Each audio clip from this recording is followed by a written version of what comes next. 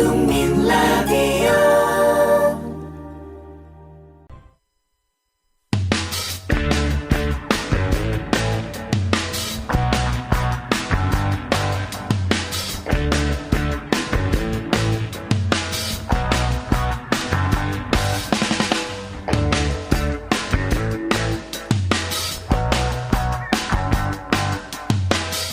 웅이와 히라의 정오를 부탁해.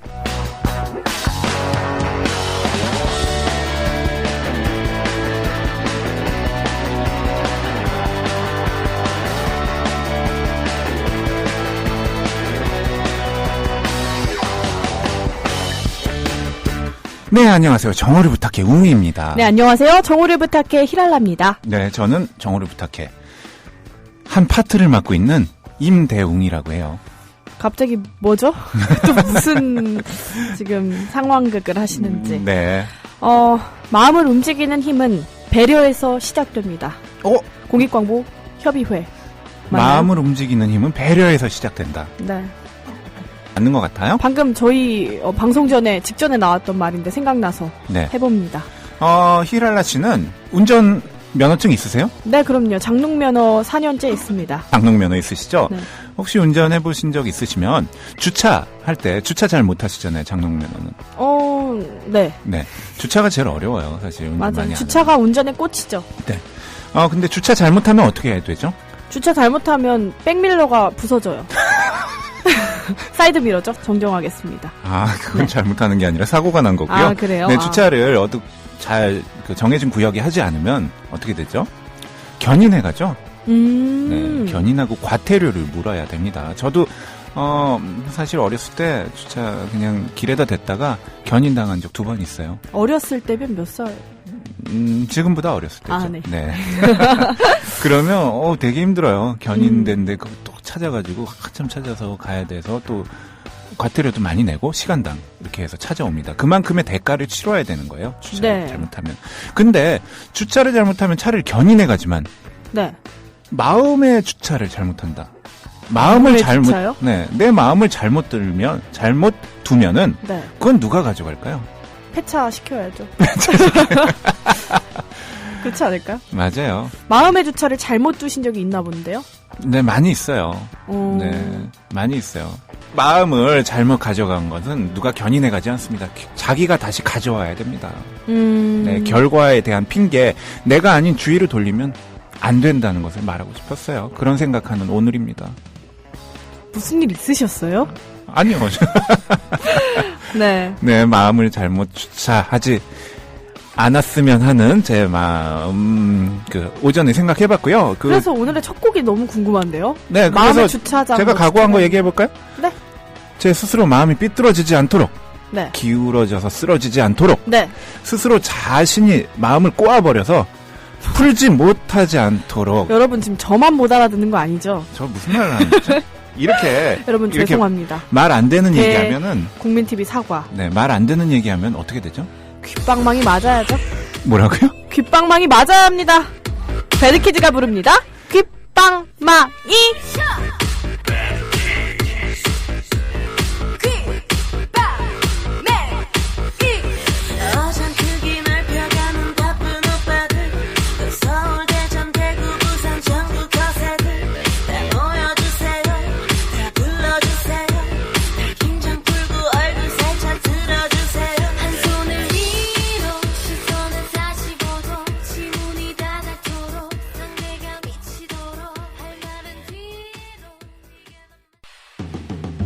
정오를 빠빠비야 부탁해 빠빠비야 웅이와 히랄라의 정오를 부탁해 빠빠비야 정오를 빠빠비야 부탁해 빠빠비야 웅이와 히랄라의 정오를 부탁해 빠빠비야 정오를 부탁해 빠빠비야 정오를 부탁해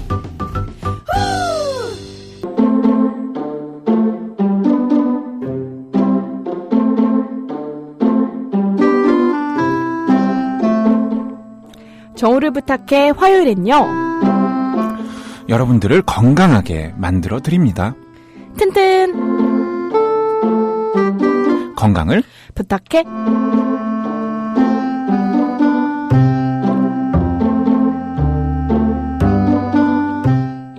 건강을 부탁해 여러분의 건강을 책임져 주실 분은요. 네, 36.6도씨 의료생활 협동조합 6도씨 정쌤 스튜디오에 나오셨습니다. 안녕하세요. 안녕하세요. 안녕하세요. 오늘 제가 정말 걱정을 많이 했어요. 선생님 왜요? 연락 평소보다 연락도 네. 잘 안 받으시고 일본 갔다 오시더니 네. 일본물 우리를 잊어버리셨나 연락도 안 주시고 오늘 네. 아침에 좀 정신이 없었어요. 네. 뭐 진료도 좀 많았고 오. 그리고 어제도 좀 몸이 좀 안 좋아갖고 몸이 어디가 안 좋으세요? 저희 저희 알고 있는데. 저희가 고양이가 많잖아요. 네. 고양이랑 같이 지내는데 좀 가장 무거운 고양이가 한 7.5kg 정도 나가는 고양이가 있는데 고양이가 7.5kg요? 네, 걔가 비만이어서 7.5kg라기보다는 워낙 기골이 장대하여 어릴 적부터 범상치 않았으나 그 친구를 좀 들다가 허리를 삐끗해갖고 허리를요? 얘네 웃지 못할 사정으로 네. 지금 약간 허리가 불편해요. 근데 고양이가 실례지만 못 걸어요? 아니요, 걸어요. 근데 진료실에 제 의자에 항상 누워있어요, 걔가. 그래서 환자를 볼 때마다 제가 걔를 들어서 내려놓고 그 의자에 앉고 그 과정을 매번 반복을 했는데 늘 그러다가. 하던 일이었는데 이게 갑자기 이제 그게 이제 순간 삐끗하는 바람에 어머. 주말 내내 좀 누워서 지내다가 어제 조금 움직이긴 했는데 이게 말로만 저도 진료할 때만 삐끗했다고 하는 분들이 뭐 못 걷고 네. 누워있고 일주일 동안 막 회사 쉬시고 막 이러는 걸 많이 봤잖아요. 저는 네. 근데 네네. 막상 제가 당하니까 진짜 이거는 앞으로 허리 다치신 환자분들 볼 때마다 좀 잘해드려야겠어요. 네, 진짜 부상 투혼을 우리 네. 국민 라디오에서 하시다니 영광입니다. 네. 이제 앞으로 더 공감하시겠네요, 허리 아프신 분들. 이게 그런 느낌이에요. 매년 한 해 한 해 갈수록 환자들을 더 공감하는 느낌. 이거 뭔가 슬픈데요? 아니, 그러면서 진정한. 네. 의사로. 진정한 환자로 거듭나는 거예요. 의사이자 환자로. 아이고, 네, 그렇습니다. 네. 그러면 네. 제가 갑자기 드는 생각이 네. 평소에 건강하고 네. 아프지 않은 의사 선생님보다는 네. 항상 골골하고 네. 많이 아팠던 의사 선생님이 더 진찰을 잘하겠네요.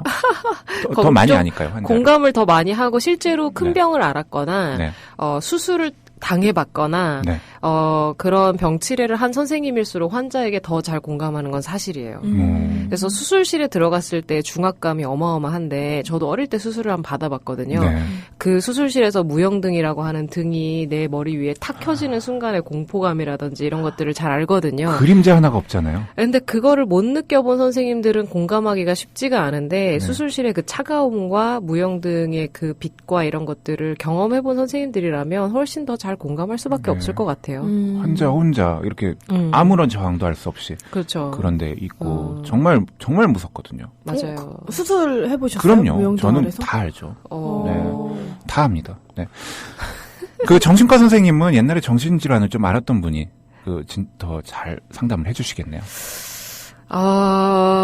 그건 좀 모르겠는데, 정신과 선생님들 다 좀 독특한 성향이 있으세요. 그래요? 실제로? 네, 실제로 다 네. 독특한 선생님들이고 그 분야에 관심이 있어서 간 선생님들이다 보니까 자기 아. 성향이 나름 강한데, 그러다 보니까 상담을 하는 사람들은 다 자기 코드가 있어요. 네. 그래서 환자분들도 정신과 상담을 할 때 아마 느끼실 건데, 코드가 맞는 선생님이 있고, 코드가 정말 안 맞는 선생님이 있거든요. 잘 찾아가서 상담을 하시면 네, 되세요. 사람이든 의사 선생님이든 코드가 맞는 선생님 잘 만나는 게 좋은 거군요. 그렇습니다. 네. 잘 맞는 게 중요합니다. 네. 오늘 주제는 어떤 거? 네, 오늘 두 선택하셨어요? 분이 요청해 주신 주제인데요. 맞네요. 두드러기에 대해서 얘기를 좀 해달라고. 네. 두드러기 자주 앓으시는지 모르겠는데 이 두드러기에 대한 얘기를 오늘 좀 해볼까 해요. 네. 두드러기. 네. 두드러기. 많이 기대가 됩니다. 오늘 신청곡 신청곡은 궁금해요. 딱히 뭐 관련성이 있어기보다는 두드러기가 생기면 간지럽잖아요. 네. 그래서 제가 알고 있는 노래 중에 참 간지러운 노래가 하나 있어서 역시. 네. 라이너스의 담요라고 제가 좋아하는 네. 그룹인데 그룹이라고 해야 되나 밴드라고 해야 되나 네. 쇼미 러브. 네. 이거 듣다가 네. 두드러기 생기면 어떡하죠? 긁어주세요. 네.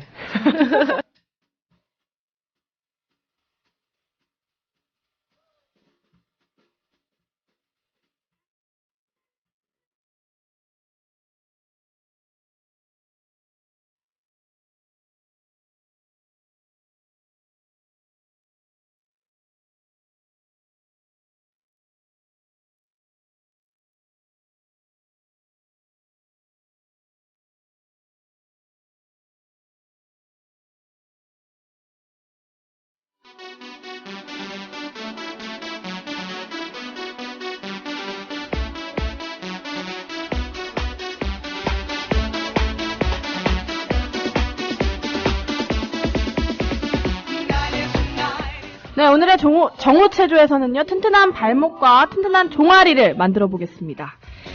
이름하여 튼튼 발종 체조 시작할게요. 튼튼 발종 체조요? 네. 발음이 좀 그렇죠? 네. 일단 이 체조로 인해서 기대되는 효과는요, 종아리와 발목의 유연성이 높아집니다. 오. 네. 쫀쫀해진다는 말이죠. 일단 첫 번째, 발끝 스트레칭입니다. 네. 두 발을 가지런히 모아서 발끝을 바닥과 수평이 되게 뻗어주세요. 그리고요, 발끝을 다시 몸쪽으로 당겨주십니다. 이거 앉아서 해야 되나요? 네, 사무실에서도 일하면서도 할 수 있겠네요. 네, 가끔 시간 내서. 네, 옆에 직원 없을 때 네. 그 빈자리 이용해서 하시면 됩니다. 네. 이 마치 무용하시는 분 다리 풀듯이 이렇게 뻗어주시고 당겨주시고 계속 이 동작을 10회 반복해 주시면 되는데요. 특히 주의해야 할 사항은 종아리와 허벅지 뒤가 늘려지는 그런 느낌을 가지고 임해 주셔야 합니다. 제가 지금 앉아가지고 발끝을 이렇게 쫙 펴봤는데 진짜로 그 허벅지 뒤가 늘려지는 느낌이 들어요. 오, 네. 드디어 하시네요. 네. 다음은 또 준비물이 필요합니다. 수건으로 발끝 당기기인데요. 수건? 다들 수건은 있으시죠? 수건 다들 있으시죠? 네. 수건으로요. 양끝을 잡고 앉아서 발끝을 수건에 걸칩니다. 네네. 네. 그리고 걸친 다리 쪽 무릎을 살짝 구부린 뒤에 천천히 무릎을 펴고 발끝은 당겨줍니다. 좀 어렵네요. 수건을 이렇게 발끝에 딱 걸쳐가지고 네. 이렇게 당겨주는 거군요. 네, 왔다 갔다 왔다 갔다. 네, 한쪽 무릎을 다리씩, 펴고. 한쪽 다리씩, 왼쪽 다리, 오른쪽 다리. 네, 이건 몇 회 반복하는 거예요? 이것도 또한 10회 반복하시면 됩니다. 네. 그러면 유연성 있는 발목과 종아리 만들기 성공하는 건가요? 그렇죠. 발종. 아니요, 튼튼 발종입니다. 튼튼 발종. 네. 네, 튼튼 발종을 만들 수 있는 체조. 네, 이거 아주 쉽게 할 수 있으니까, 네, 저도 가끔, 자주, 하루에 한 번씩은 해봐야 되겠는데요? 제발 하십시오. 네.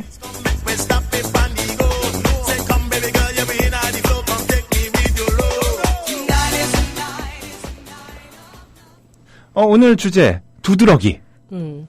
두드러기. 선생님은 두드러기 몸에 저요? 나신 적 있으세요? 저는 고생하신 적? 전 잘 나요. 잘 나간다고요? 네, 심지어 자주 납니다. 저는 알레르기는 저의 친구라서. 알레르기가 네, 친구라고요? 인생의 친구죠. 동반자랄까? 그럼 네. 두드러기 전문가시겠네요. 두드러기가 원인이 여러 가지가 있어요. 그래서 두드러기라고 하면 일단 정의부터 말하자고 하면 어떤 특정 원인에 의해서 생기는 피부의 발진인데 그 특정 원인이 사람마다 굉장히 많거든요. 근데 보통은 이제 음식이랑 많이 관련지어서 생각을 하시죠.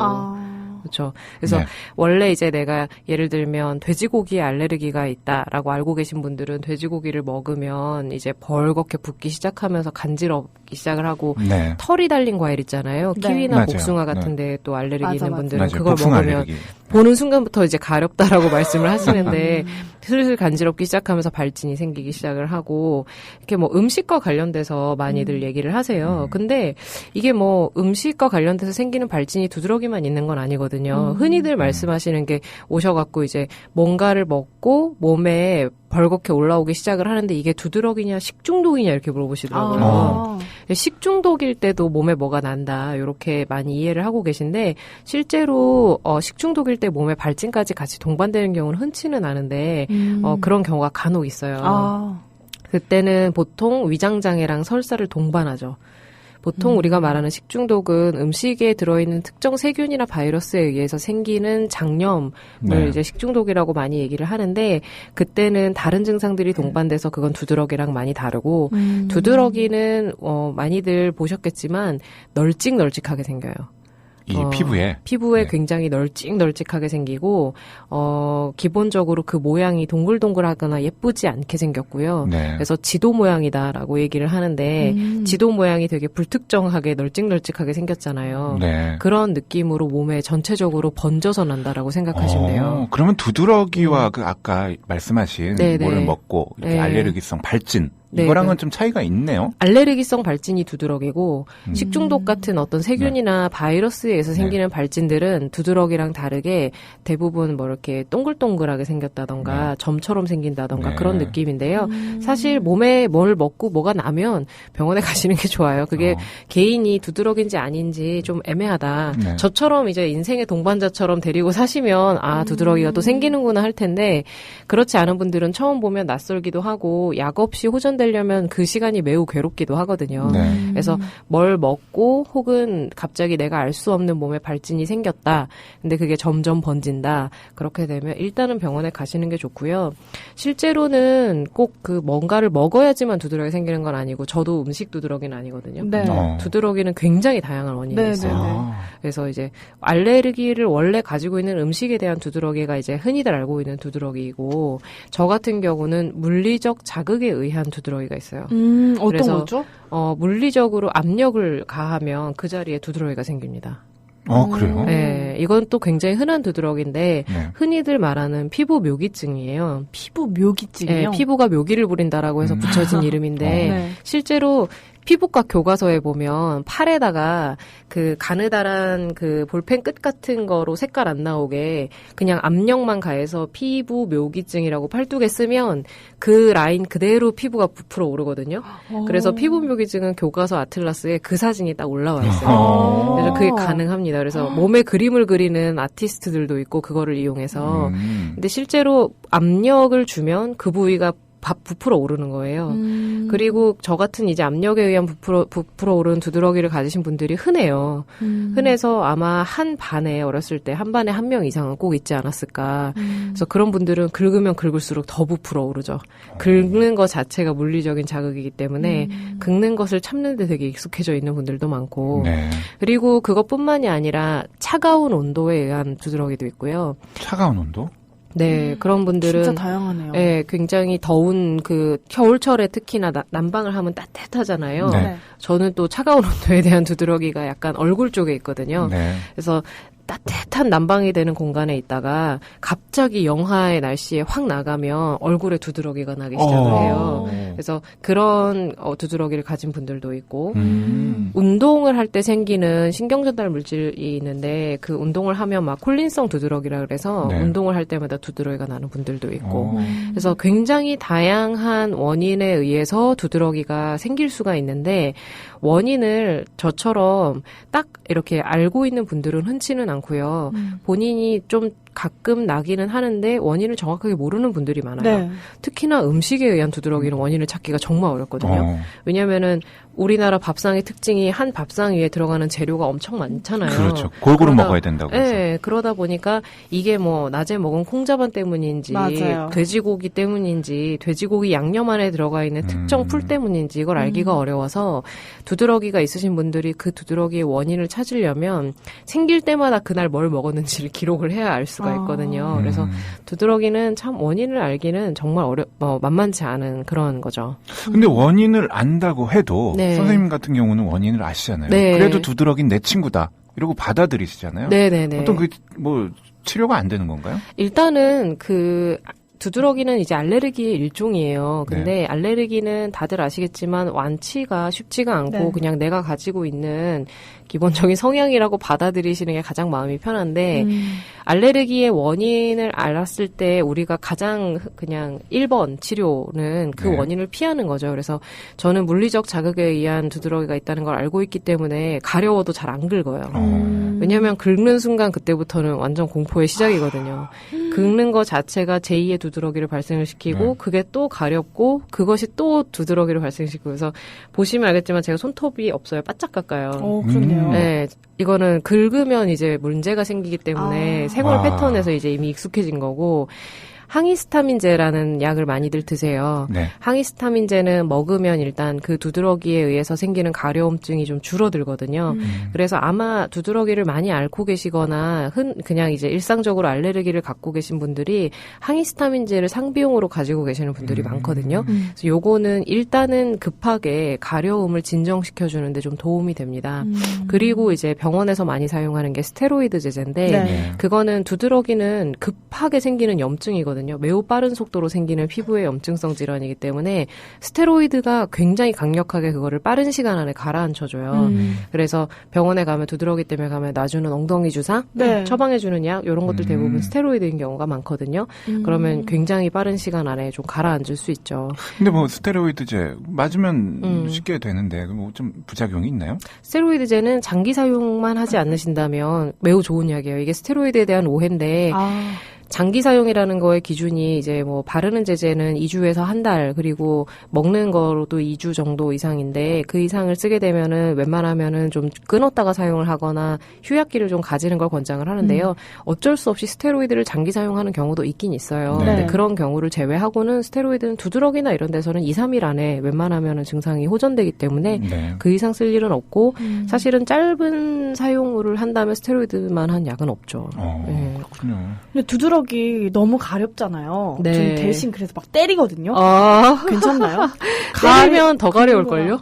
근데 어떡해요? 긁을까요? 때릴까요? 손톱으로 꾹꾹 누르는 거 어때요? 십자가 막 네, 그리면 십자가 눈물 제가 일자는 자주 거. 사용하는데. 네. 냉찜질을 많이 권하죠. 아. 왜냐면은 두드러기는 색깔이 벌겋잖아요. 주변의 벌게요, 피부에 맞아요. 비해 벌겋다라는 거는 그 부위에 혈류가 많아져서, 그러니까 혈관이 확장되어서 혈류가 많아지는 현상이 생기는 건데, 그렇다면은 피부가 두드러기는 만져보시면 따끈따끈해요. 네. 그런 데에는 이제 냉찜질로 대응을 해야 되는데 너무 차가운 얼음을 거기다 대시면 굉장히 뭐 좀 무리가 될 수 있고, 비닐봉지 있잖아요. 네. 비닐봉지에다가 물과 얼음을 담아서 묶은 다음에 그거를 수건으로 한번 감싸주고 그 정도 상태에서 냉찜질을 해주시면 괜찮고요. 두드러기가 있을 때 그래서 하지 말아야 될 것이 네. 있어요. 몸을 후끈하게 하는 거. 두드러기 막 몸이 가려우니까 네. 사우나 가서 아주 그냥 뜨겁게 하면 네. 괜찮을 거다 이런 생각 이제 저도 하거든요. 난리 나는 거죠, 이제. 그게 오히려 안 좋군요. 네. 막 땀을 빼고 그런 생각을 하게 되나요? 네, 막 가렵고 그러면 깨끗하게 사우나 가서 땀을 막 빼면 괜찮을 것 같다 이런 생각해요. 난리 나죠, 감기 이제. 났듯이. 난리 네, 나죠. 감기 있을 때도 안 되죠. 그러니까요. 그래요? 네. 일단은 두드러기가 있을 때는 몸을 시원하게 해주는 게 좋고, 샤워를 할 때도 웬만하면 미지근하거나 시원한 물로 하시는 게 좋고요. 따뜻한 물로 피부를 자극하면서 하는 샤워는 굉장한 자극제가 됩니다. 두드러기 생기셨을 때 샤워하고 나면 더 올라오는 거 많이 맞아요. 경험하실 거예요. 더 가렵고. 따뜻한 물로 샤워를 하면 몸이 뜨끈뜨끈해지면서 두드러기가 더 심해지거든요. 그래서 두드러기가 있을 때는 여름 같은 데는 저희가 웬만하면은 아이들 같은 경우 옷을 다 벗기고 선풍기 쐬거든요. 네.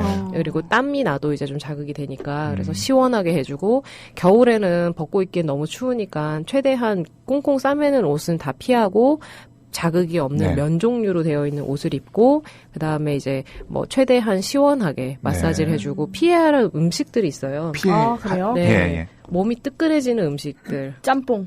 그렇죠. 매운 거. 매운 거. 그리고 술 드시면 난리 나는 거죠, 이제. 두드러기 있을 때 술 드시면 몸이 후끈후끈해지면서 네. 피부가 더 확장되고 벌개지잖아요. 네. 두드러기를 더 악화시킬 수 있고, 뭐 후추나 이런 향신료들 네. 자극적인 애들을 먹으면 더 안 좋아질 수 있기 때문에 두드러기가 있을 때는 최대한 그런 음식들은 피해 주셔야 돼요. 네.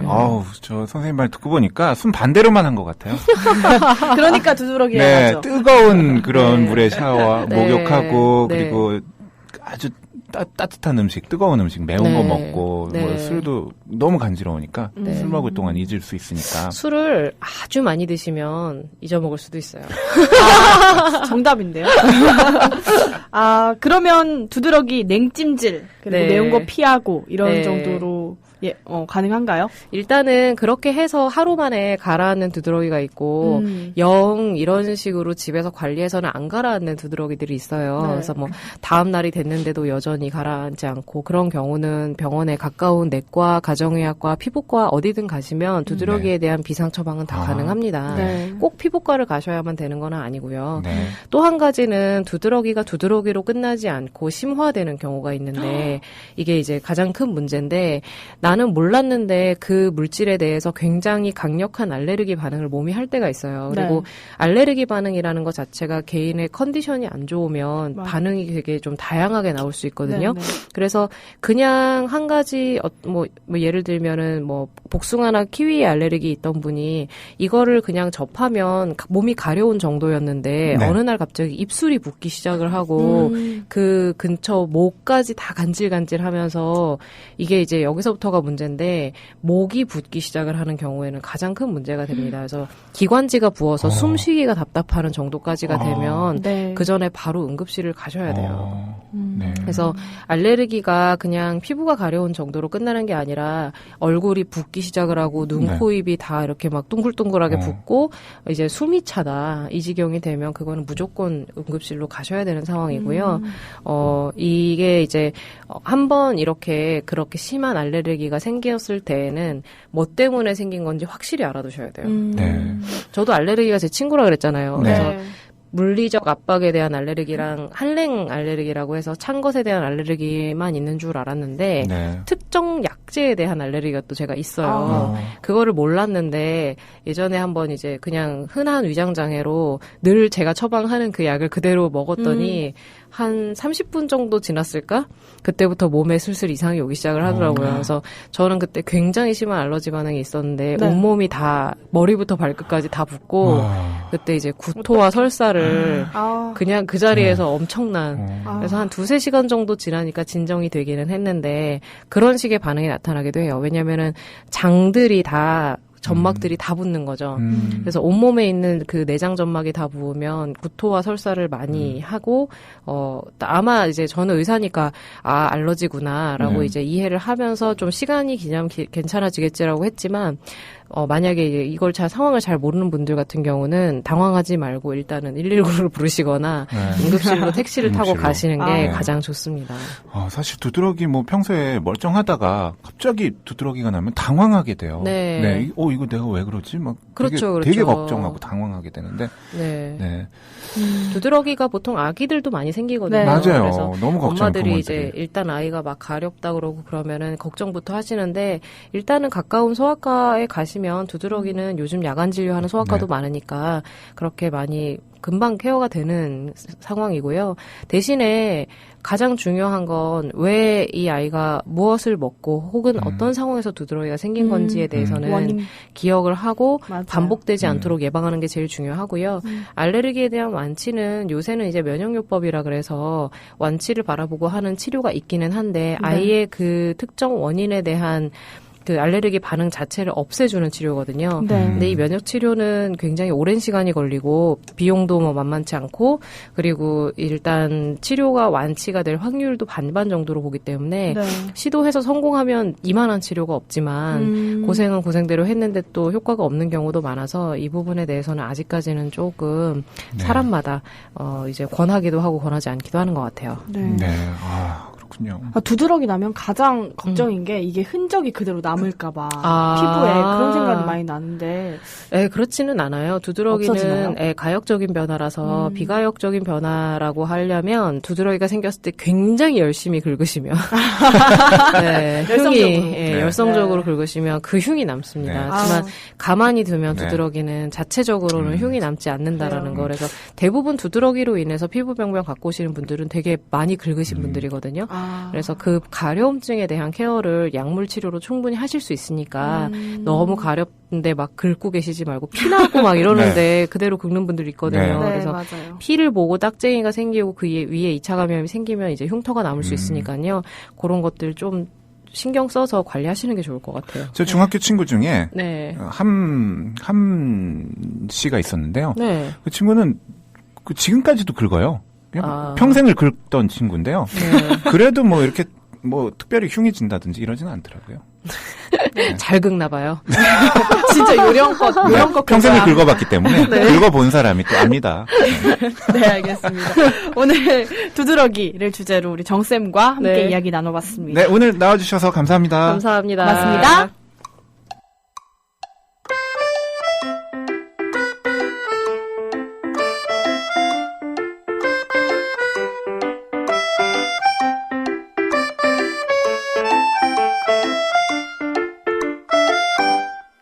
정우를 부탁해 정우를 부탁해 웅이와 히랄라의 정우를 부탁해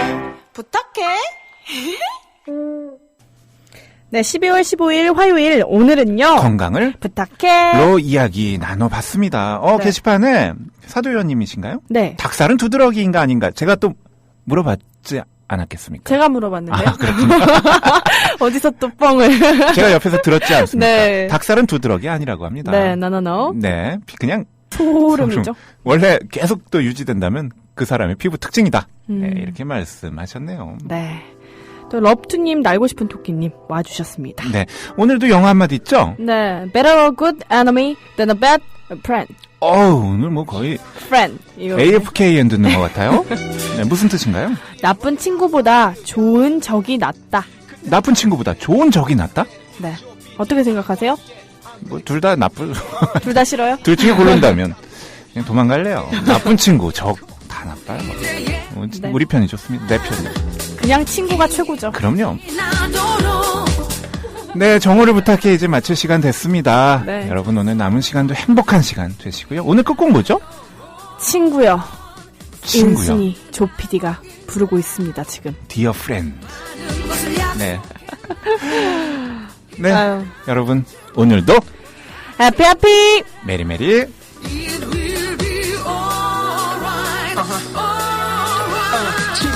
세월이 많이 변했구려 같이 늙어간단 말이 내게는 그저 먼 미래의 일뿐이었는데 얼굴에 솜털은 흔적도 없구려 어느새 남자의 미래는 책임감과 무거운 중압감 하지만 햇살은 저 높은 곳에 각자의 이상을 위해 모두 바꾸네 자랑스러운 나의 친구들아 나도 열심히 살아가고 있단다 우린 일 사랑 사회가 이슈 하기만은 인간적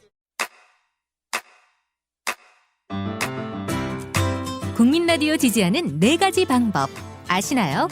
다운로드하기, 별점 주기, 댓글 달기, 구독하기.